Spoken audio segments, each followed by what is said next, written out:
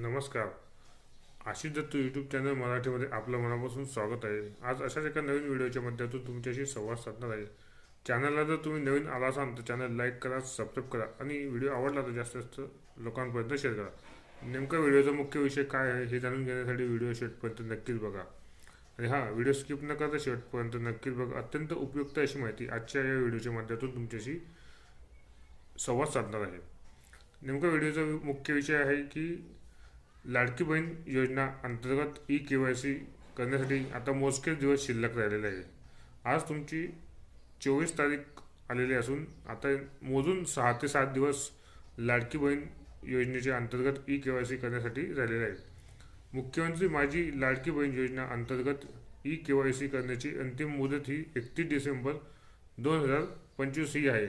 31 डिसेंबर 2025 नंतर कुठल्याही प्रकारची KYC लाडक्या बहिणींना करता येणार नाही. याची सर्व माहिती लाडक्या बहिणींनी घ्यावी. ज्या लाडक्या बहिणींनी अजूनपर्यंत मुख्यमंत्री माझी लाडकी बहीण योजना या योजनेअंतर्गत अर्ज भरले असतील व त्यांचा लाभ ते घेत असतील त्यांच्यासाठी KYC करणे आता अत्यंत गरजेचं आहे. मुख्यमंत्री माझी लाडकी बहीण योजनेच्या अंतर्गत ज्या महिलांनी अजूनही KYC केलेली नसेल त्यांनी लवकरात लवकर KYC करून घ्यावी.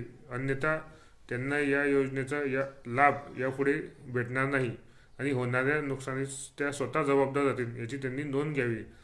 KYC करण्यासाठी आता वेबसाईटमध्ये नुकतंच एक अपडेट आलेले आहे.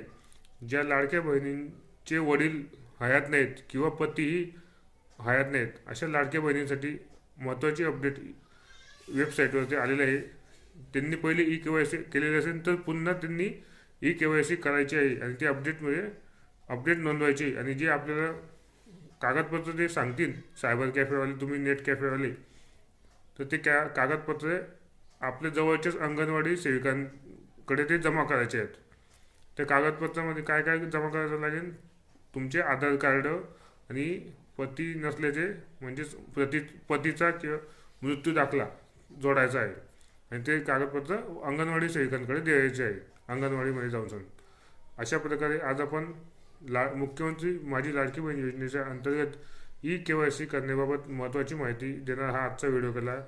ज्या माता भगिनींनी आतापर्यंत KYC केलेली नसेल त्यांनी लवकरात लवकर KYC करून घ्यावे. आता शेवटचे 7 दिवस उरलेले आहेत.